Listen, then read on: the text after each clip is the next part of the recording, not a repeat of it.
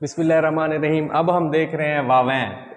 वावैन inverted commas, inverted commas इनको कहते हैं, इन्वर्टेड कॉमास। अब देखें ये इसकी जो है ना अलामत है। लग रहा है ये कि किसी ख़ास चीज़ का नाम लिखना हो, कोई ख़ास नाम है, जैसे कायदे आज़म है, वसी शाह की किताब है, आंखें भीग जाती हैं, कोई भी चीज़ है उसको जो है ना हम इन्वर्टेड कॉमास में लिखेंगे।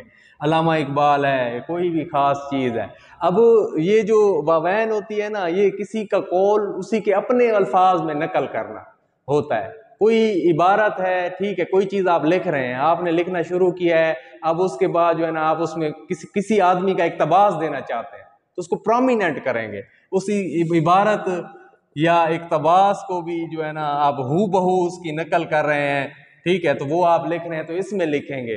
किसी के जो है वो आप देखें कायदे आज़म का फरमान है, कायदे आज़म ने फरमाया, ठीक है, काम काम काम, इत्तेहाद, तंजीम, ईमान, तो वो आप इसमें लिख देंगे। टीपू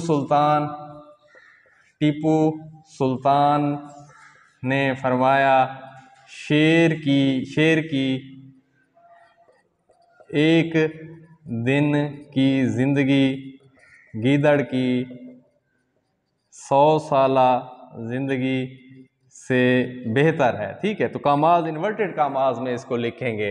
अब कायदे आज़म ने फरमाया, नबी पाक सल्लल्लाहु अलैहि वसल्लम का फरमान है, नबी पाक सल्लल्लाहु अलैहि वसल्लम का फरमान है, नमाज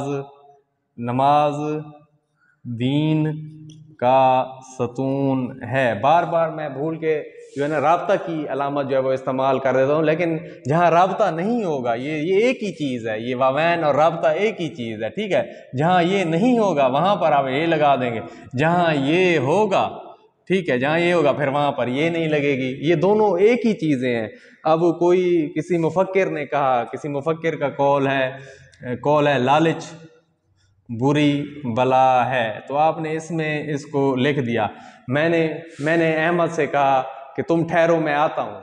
किसी का कौल उसी के अल्फाज में नकल करना, मेरी बात को मेरी अल्फाज में नकल कर दिया। किसी ख़ास चीज़ में जो है ना ये आती है, इन्वर्टेड कामाज जहाँ पे लग जाए वो चीज़ खुद ब खुद इंपॉर्टेंट हो जाती है। तो ये आज हमारे रमूज़ व औक़ाफ़ के तकरीबन सारी चीज़ें जो है ना कंप्लीट हो गई।